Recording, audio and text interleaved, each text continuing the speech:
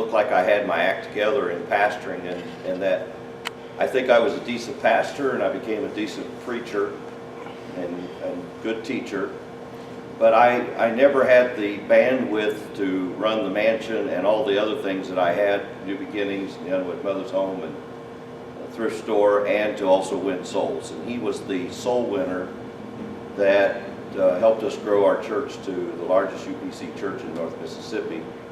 And we had no tithe payers when we started because it was all mansion kids. So everything was a drain instead of a gain. The tithes must have been really big. Yeah, the tithes were really big. So I have to say kudos to Bill Dillon, because a lot of the history, you have to realize that you find people who have strengths beyond yours and you empower them, because you cannot do everything on your own. And so I stand here, part of the success is because of his passion, and watching him when he went to pastor in Arkansas and how the Lord used him in the occupational area as a chaplain. It's why can't we do that as well, because that organization he worked for has millions in endowments and makes gifts all over the U.S. and around the world now. So there's no reason we can't do that, own our own businesses and make a difference. I feel somewhat distressed that I didn't have more time to spend on LifeSprings last year. But for those who were around us, number one, when Brother Bernard said, I want you to raise some funds in the loan fund, or I may have volunteered, I can't remember. I volunteered probably, to raise funds in the loan fund because he actually had cash to pay for the new building. But I saw it as an opportunity to ramp up the loan fund and get buy-in from the fellowship. And so I worked with Randy Stearns, and we came up with the R4G. That was relocation for growth certificates, and he had to get special permission putting it in our offering circular. But last year, instead of a 5 million growth, we grew almost 10 million total in new assets. So what that did, of course, is that gave me a lot more responsibility keeping up with the many investors that added to it, and all the phone calls and all the publications and the promotion that took place. But you also heard Brother Bernard say doing that pushed us about 3 years ahead in being profitable. And so I know we had our loan fund board meeting a week ago Tuesday, and right afterwards he emailed me and said, please send me a digital copy of that pro forma that shows that we're going to be profitable in 5 years with about 3.5 million in there. I mean, it got his attention, and he's not one to brag on anybody, but if you get 5 words from him in an email, you know he's just patted you on the back. I mean, that's the way you take it.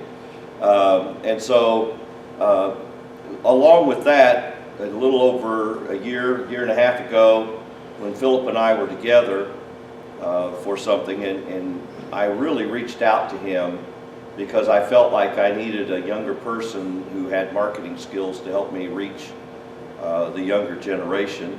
But what we're doing is for all generations, and it's going to make an impact. We already have something scheduled in February to understand the Z generation. From George Barna, we're doing, and so I'm inviting all divisions from headquarters, and we're doing a webinar, and I hope to use Phillip. He plans to be there, and I'm going to use him as the moderator to help get all of the next generation for all of our divisions to understand who they are, how we reach them. To me, it's a part of the stewardship responsibility. So when I made my mind up, I wanted to connect with him. I brought him to LifeSprings, and then we went to New Beginnings banquet, which has about 500 people from all over around that comes to that. And then we went to Randy's place in Port O'Connor, and we just started developing how can we increase the stewardship footprint. And so from that, he came up with this idea one day, let's do him, what do you think about Impact Junkie? And I said, I love it. So that took all the rest of my time last year, much to my wife's frustration a few times, because even vacations were full of work this last year. But I think you're going to see that it is making an impact, it's making a difference. We're asking Phillip to come up here and make his presentation. While he does that, I'm going to be passing out some things to all of you. Let's welcome Phillip Harding.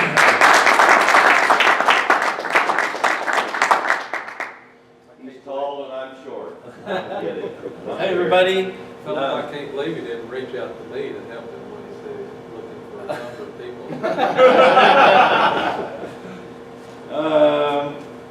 Well, They're recording that, so if you could use the mic. I love you all. Do we use the mic? Yeah.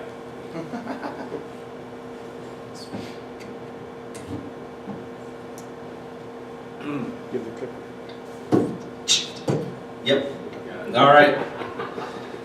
So good morning, everybody, and it's an honor, of course, to be here. This event has been very influential in the path that I'm currently on, and this is my third LifeSprings Summit, and I give special honor to Randy Fluid, the man, the young man over here. He just alluded to some of the meetings and some of the things that we've been working on, and I'm so excited for the future of LifeSprings and what has happened already. And I've been, just from yesterday, just hearing, as he's always said, you know, your mind is stretched and it'll never be the same. I was walking to the restroom yesterday, which is what I did a few times. And I said, Lord, help my mind be stretched today. And it really was yesterday, and I'm excited to hear more today. And I'm so thankful to have the opportunity for our paths to cross with the gold standard, Steve Jury. We circled each other for a while, and then so Impact Junkie, I'm going to talk about that. And I'm going to share a little bit about the personal journey that hopefully maybe will minister to some of you all, some just personally, what I've kind of gone through and how this is really the struggle with entrepreneurship and service and finding your passion, fulfilling your passion, finding your purpose in the world and your calling, and making sure all those things are connected and you're constantly saying, God, is this where you want me to be? Is this what you want me to do? And we've been hearing a lot of that. And so I'm going to talk a little bit about that and how this Impact Junkie is kind of combined all of those things. And I'll start with this photo that many of you have seen. I've mentioned this the last couple of sessions, and this is a big moment in my life. This was it's more than just the speech, it's actually the kind of a closing of a chapter in my life, which this is standing next to George Bush and giving this speech, which you've all probably seen in Harvard Yard in front of 35,000. And it was a really overwhelming moment, but it wasn't the end. It was the end of maybe a chapter, but it was, you know, the commencement. It's kind of, everyone says it, but it's just the beginning. And I'm going to talk to you a little bit about how I got here and what has sort of happened just in the last year. Just in the last year, some amazing things have happened. Yeah. If I could have frozen time this time last year when I was standing here talking to right now, wow. I'm telling you, it's unbelievable. And I want to encourage you, sometimes you may not understand why you are where you are, what's going on, and you may feel frustrated or confused or feel like you're not getting traction or you're not in the right place, but God is just setting you up for something awesome. And that's what's been going on in my life the last year specifically, and it's been this ongoing. If you'd showed me this picture 5 years earlier and said you're going to be standing here doing this, I wouldn't have believed it. But it's that awesome equation of mixing faith and action and putting faith into action. Phillip, we've got a lot of people that wasn't here last year or the year before. Tell us what that is that you were doing there. Why you're... So this is in Harvard Yard. This is the commencement of 2014. I was selected to give the commencement address at all from memory, which is exciting to do. So this was after I started as a distance student in California. I was an entrepreneur and was youth pastor, grew up in a pastor's home. Life was great, I was comfortable. And I challenge you to be just scared out of your mind of anything. The one word you should be afraid of is comfortable. That's good. Yep. And Right there. my motto is getting comfortable with being uncomfortable, because that's been a constant. My wife could tell you for sure. The last 6, 7, 8 years of our life has just been a wild sort of stepping out, being uncomfortable. So this is a moment in time that sort of encapsulates a lot of what happened over those 4 years. So I applied as a distance student from California. I don't know if I should give you the whole story, but I was Christian school, did homeschool for high school, went to a community college, and said I want to learn how to build websites, because I was enthralled with this idea that you could connect with people anywhere in the world and build connections with people and change lives on the other side of the world. And this was before Facebook. And so I went to a community college and said, where do I learn how to build websites? And 3 years later, I ended up with 3 associate's degrees and a 4.0, and actually on my paper it said undecided, which was pretty funny. Because I had just kind of followed my passion, and I said I wanted to build websites, and they said you should go to this department, computer information systems, and then I started asking more questions. They said you should go to applied art design, and then I realized I'm constantly trying to build a firm. I'm looking for the best designers and want to build a firm, and so I went over and said, hey, why don't I get a business degree as well? So after that, started a couple businesses, an eBay business and the branding design firm, and helped launch a digital media academy, a tech training company across the United States, and had felt frustrated that I hadn't finished my higher education, but I felt that it was critical to getting me where I needed to be, and that God was sort of calling me to government and maybe politics, and I didn't really understand it. And it was confusing, it was frustrating, it was hard, it was uncomfortable. Many people in my life didn't understand it. They were asking me, why are you doing something like this? Why are you going back to school? I don't understand it. But I felt that God, I can't tell you the hours of prayer and the God GPS and all that. So I applied and got to the extension program, and then ended up running for student president that spring and being elected university-wide Harvard Extension student president from California, over 3,000 miles away. So all the technology and branding and building movements and communities and things, I used that to campaign against 3 other guys on campus. I flew out for one debate. I'm a brand new guy in this I step into Harvard and I walk into a student debate. I'm like, yeah, here's what we're going to do for student life.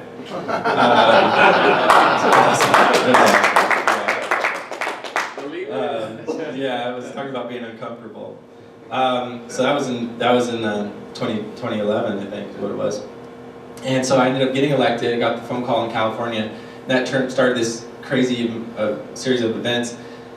And I ended up running in 8 elections over the next 4 years and being re-elected, and then being elected to the university-wide student board. And they amended the Constitution because they wanted me to be on the board. And it was these sort of skills, these tools that God had sort of placed in my life. When I talk to a lot of young people, I'd share this, build these tools in your life that God can use. And so anyway, I'm leaving out a lot of details, but I was later elected university-wide student president.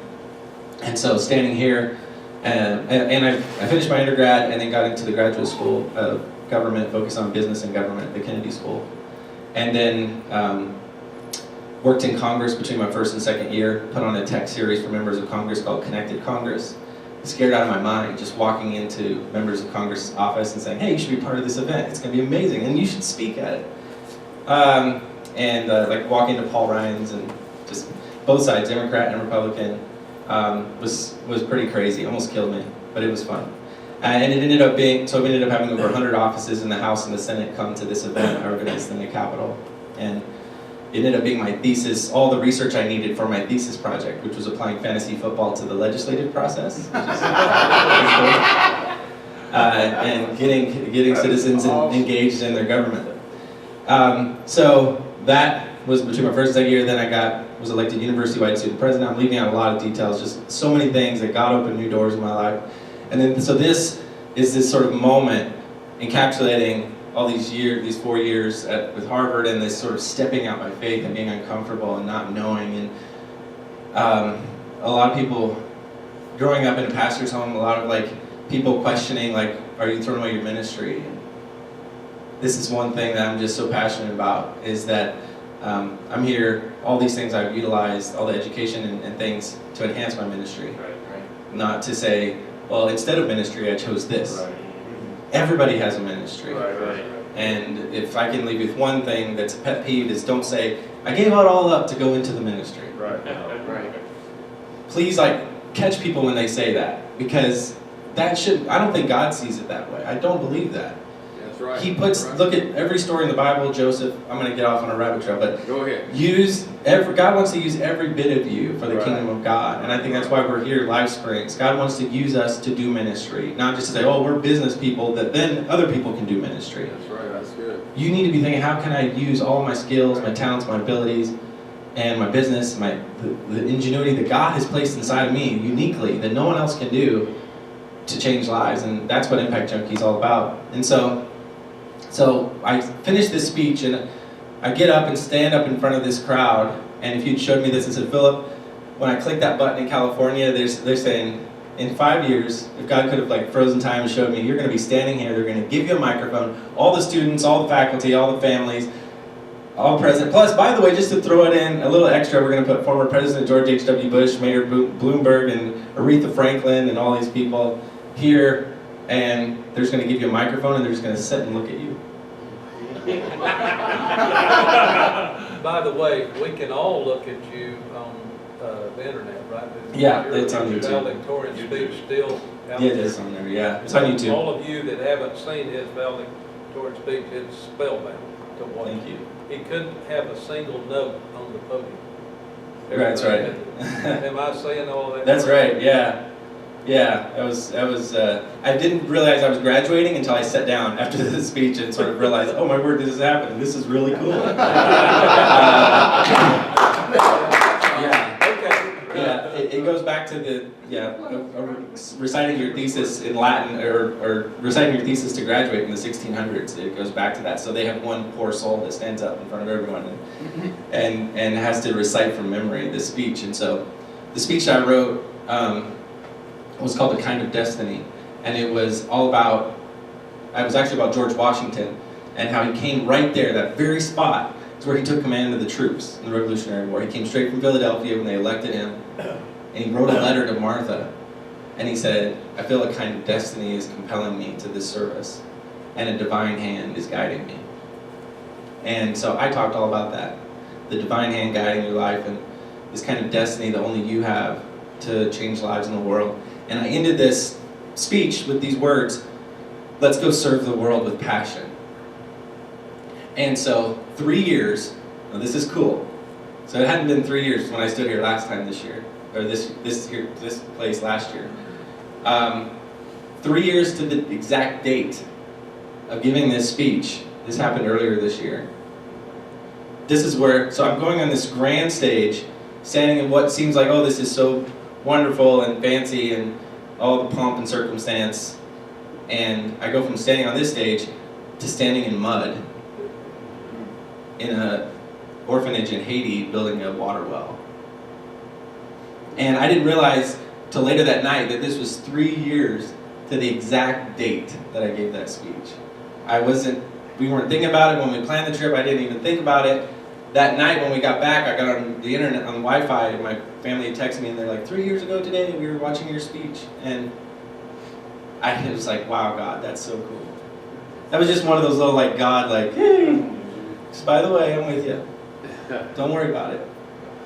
And so it's pretty rewarding. And so this is how I got from, there's my arms back there kind of helping with these wells, and here I'm giving some high fives to some of the kids. And then after graduation, I got a presidential fellowship. And so this whole passion for government and not understanding exactly where it was going to go, and what I was really focusing on was how to apply the best private sector solutions to the world's biggest public problems. That's really what my degree is all about, and it's all about service.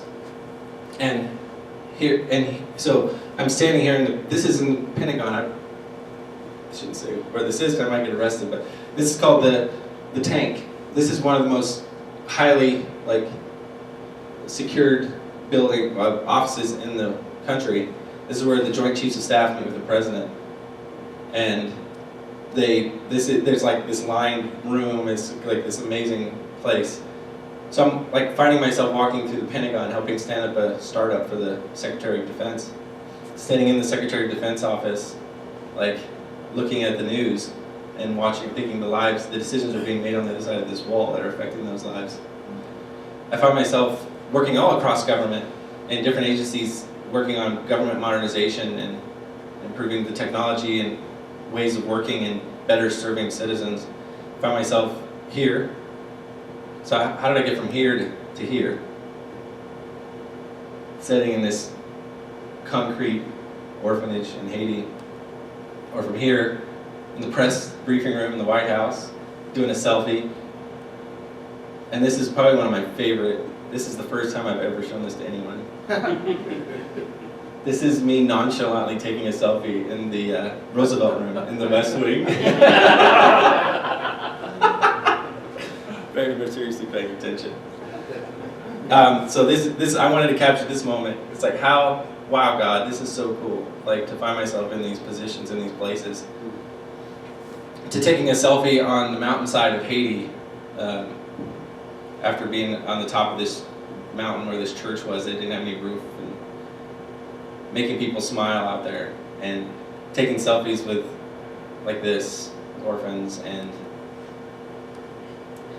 this awesome picture, one of the first water wells we built in Haiti with the gold standard, right here at a church in Haiti. And they say, merci beaucoup, Impact Junkie. Thank you so much. Now they have this water well that they can share with the village, and people come in to the church to receive water, and it's just such an awesome thing to be a part of. One of the things I did while I was there was called the Great Pitch. And there's so many things that God opened doors for me in government, and while I was there, one of the things, it was a $15 million fund we had to invest in projects. And so he said, God brought in another person, an awesome entrepreneurial startup woman, and we partnered, and she said, run for it, and started this great pitch to bring innovative ideas.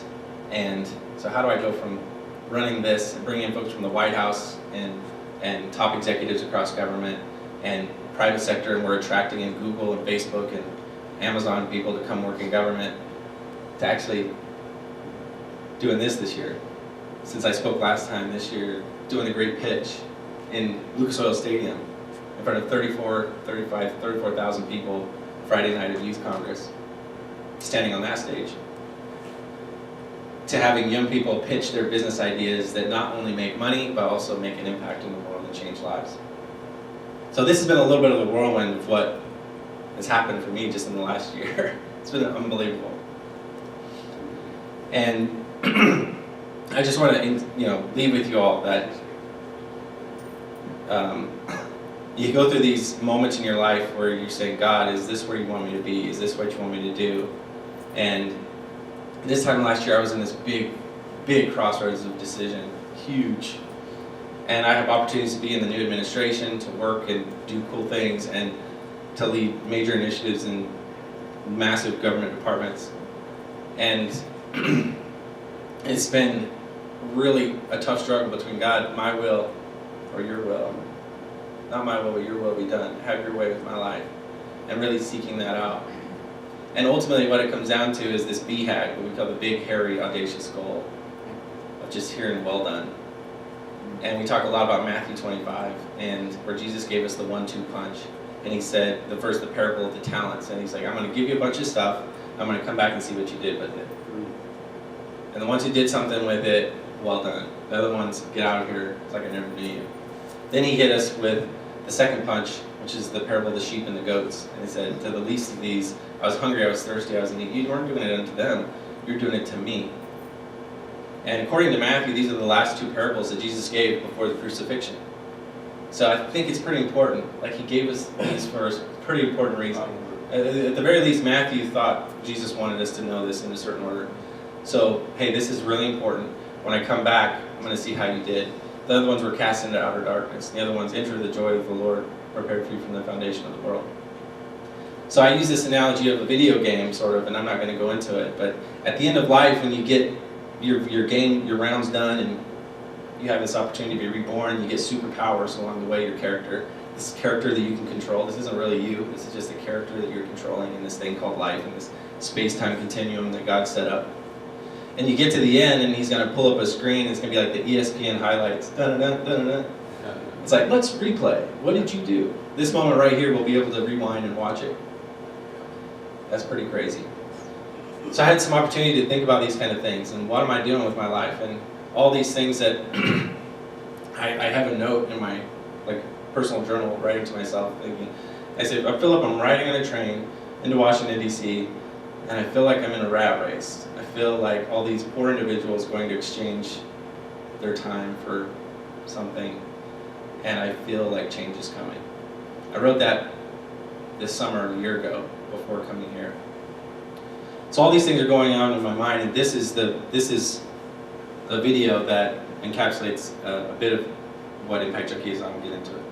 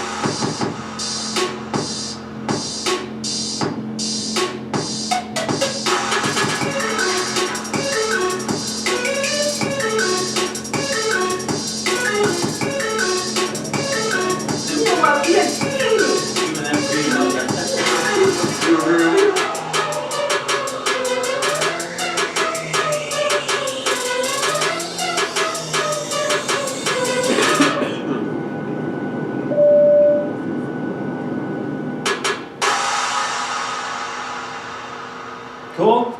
Yeah. Cool. So, Impact Junkie, this is what we started. Impact Junkie, get something awesome, do something awesome, go somewhere awesome. And we say, love people, go places, change lives. This is the first water well we built in Haiti. We said, scrapbook this, everybody. This was our first trip to Haiti. First of many more projects to come. So I'll go quickly. While we were there in Haiti, we went to this orphanage and talking about taking another selfie in a way more important place than the White House briefing room. It's hard to be in these kind of places. You drive into concrete walls everywhere, concrete floor, and some of you have been to these kinds of places, and you walk in and you think, wow, you're kind of shocked. In the back, there's just kind of a hole where they use the restroom, and there's maybe a little well or something that they can get water, and it's all concrete and bars, and they pull open the big metal gate so you can drive in, and before the car stops, they're pulling open the doors, trying to reach for us. And we went to do the water wells, and this wasn't really something we had planned on. We were thinking, man, we should have brought them something. We should have brought them something. And the kids start reaching for us, and they're grabbing for us, and we try to get out, and they're just mobbing us. And then they just do this. They just hold you. And none of us were emotionally prepared for this. Like, we weren't expecting this. It was bigger impact on us than them. They just wanted to hold us. And one of the girls on the trip said, I thought they wanted something from me originally because they're reaching out at me, and I realized all they wanted was me. It was powerful. So you're in that moment and you try to leave, and you're like, how do you leave something like that? And you just want to fall to the ground and like, man, how am I going to do anything? The next day we went to their school, and the classrooms looked like this. And this was one of the better schools, and we were like, this is really great. And then all of a sudden, like, what in the world? Like, just in a few days, your whole perspective of the world changes, just in a couple days. And we're looking all around, where's our kids, our orphan kids that we were with the day before? And all of a sudden, the only way we know they were there is they all came up on a separate bus, and these little arms just wrapped around us. This was a moment, I just captured this really quickly. I was like, oh, our orphan kids are here. And, but one of the kids wasn't there. And this is Crystal here on the left. The one, when you get into the orphanage, they kind of like spot you out and they're like, that's my guy. And they're like, I'm going to hold unattached to you. I was like, that's my girl. And so she had a guy's, and he wasn't there. And the day before, she said, I just want to get him some shoes. And I actually love to get him some cons because he didn't have any shoes on. And we show up at the school, and he's not anywhere. She's looking, it's like a movie script, really. And she's looking through all the rooms and can't find him. And then all of us, we asked one of the translators, and they say he couldn't come because he didn't have shoes. Or the school uniform, they required the shoes. And it was just like, oh my goodness. And we couldn't look at each other. And I'm shortening this, it's more dramatic than I'm making it sound now. But we couldn't look at each other. And otherwise, we're just going to fall to the ground and start crying. Like, yo, it's so sad and so emotional. So we get in the car, and we're going to drive back out. This is the last day. She never got to see him again. And it was really hard on her. Really hard on her. And we get to drive out, and they pull open the big metal gate of the school. And there's all these kids in uniform, with shoes on, ready to go. And we're like, oh, they should let the kids in. They're about to start class. Why don't they let them in? And they said they can't come in because they haven't paid their school bill. Ugh, it's so hard. It's so hard. So there's a couple of ways you can deal with this. One is you can just go into a spiral of depression. Like, the world is so terrible, this is sad, I'm going to cry all the time. Secondly, you could just block it out and just go on with life and enjoy, our fast food life, McDonald's and Starbucks, and get upset because pumpkin spice is out too early. Or third, you can say, you know what? God has given us a unique set of skills and abilities and talents, and I'm going to do something to make a difference. Each one of those little water wells we showed you bring water to over 1,000 people. That's a lot of impact. While we were there, it wasn't just exciting that we discovered a way to bring 3 water wells through the membership. But we built 3 water wells, but while we were there, we discovered a way that we can buy the water well digging equipment and create jobs for the local Haitians. It's going to create jobs for the Haitian men. They're going to build 3 water wells a week, and we're just in the process of acquiring that equipment right now. That picture I showed you of me digging the well, they can build 3 of those a week. 2 of them will pay for their income, bring the income for them. The third one, they'll build at no cost for a church, school, or orphanage. And it'll bring water to over 1.5 million Haitians in the next 10 years. That's pretty awesome. And that's when you realize this. Do more with what you've been given. Start something that changes lives. And you realize in these terrible situations, I know some people can roll their eyes and say, we've tried, and it's just, there's always going to be poor people and stuff like this. But you can make a difference. And some people just say, well, they throw money at things. And if you throw money at things, we were talking about this yesterday, it often just clears your conscience. It's easy to give money. You can give money, pat yourself on the back, and be like, yeah, I gave money. And you can look at the billions that have poured into Africa in the last decade or 2, and you can see, well, there's still a lot of problems. And there's a lot of corruption. And in fact, it actually contributes to a lot of problems. And it creates dependencies. And it's not a free market solution to the need. How can we come up with sustainable solutions, and if possible, free market ideas that we can empower those locally to better their station? And so you realize, wow, what tools do I have in my tool belt? And so we're inspiring young people of all ages, we're saying, with how can you better yourself, educate yourself, and use those things. And we have contractors, we have engineers, we have designers, we have all sorts of healthcare professionals that are hungry to do more, especially in the church. And this is a great outreach tool as well for people. And we're saying, hey, we're just being like Jesus. Jesus went out with his hands open and said, what's your problem? How can I help you? He didn't say, if you come in, this is my Jesus office hours. If you come in on Sunday, I'll be here, and then I'll help you. I'll pray with you then. Actually, if you come in and set the way I tell you to set, and speak when I tell you to speak, and then come forward when I tell you to come forward, and then I'll. No, he just said like, hey, how can I help you? So we're saying, let's just be like Jesus, and if people want to be a part of that, that's awesome. And so this is the ecosystem in brief. Excite, engage, and inspire entrepreneurs and change makers to use their superpowers, talent, skills, and abilities for good to create real impact in real lives in their cities, communities, and around the world.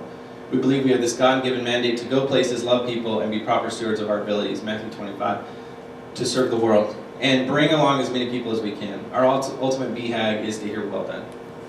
Here's the ecosystem, training, experiences, trips, pitch competitions, and quality goods. So this Venn diagram sort of shows the three parts of the Impact Junkie ecosystem, but it's sort of, you could also see it sort of as a flowing thing. So in here we got the World Changers. We have this box, subscribe. Y'all can join, be an Impact Junkie. It's $25 a month for these awesome boxes I'm going to talk about, and I have some stuff. We have some stuff to give you out today. You get cool shirts like this to create more awareness, to talk to people about it, to say, did you know 70% of people in Haiti don't have clean water?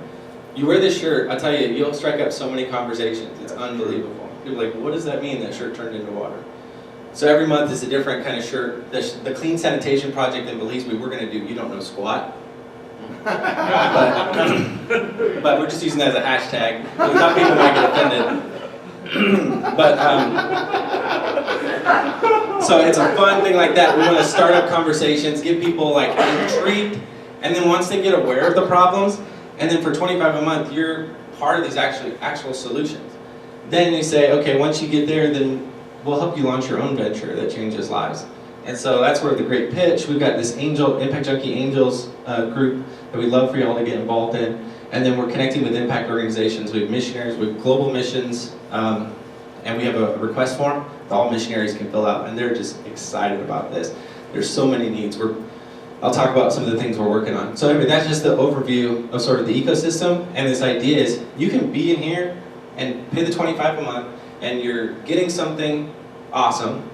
You're doing something awesome every month, whether it's water wells, health clinics, like literacy centers, etc.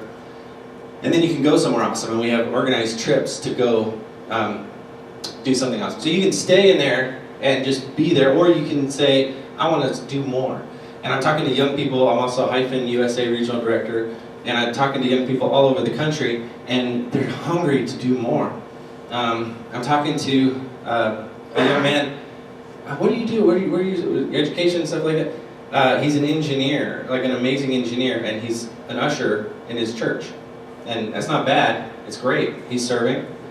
But if that's all he sees his service as, and his role in the kingdom, as I come and I stand in the back with a name badge and I tell people where to sit, what a missed opportunity we have. And I know you all feel this here. I'm speaking to a friendly audience. Is that there's so much more. And one specific example, just this week, a young man is in the security, and he's been a bodyguard to his top celebrities and NBA players and all sorts of things. And he's a minister as well, and he's in his 20s, and he's feeling, well, yesterday we had this conversation. He's like, oh, he's the sound guy. And it's not anything, it's just the way we kind of do things. And he has this amazing like background and military connections with top security firms, agencies, and all this thing. And he got connected through the Impact Junkie ecosystem, and he reached out the other day and said, I want to provide security to all the Impact Junkie trips, because some of these places we're going are pretty high risk. And he said, I want to do security, and I'm going to find a way to fund it all completely. He's like, you don't have to do anything. And it's just, and he'd say, it just ministered to my soul, because he said, I've been looking for some way to use all of my abilities in the kingdom and to be part of something, like to do more for God, and this is the way I can do it, and I can have impact. And that's just that. It's just, there's so many stories like that that are coming out. So get something awesome with these awesome boxes, and maybe we can pass out some of the stuff really quickly, and I'll give you a quick overview. So this was the very first box we did for Haiti, and on the side here, there's actually, I think that same picture of me helping dig the water well and us actually there, and inside this box, it's kind of an overview. Here's what's in your box, and in this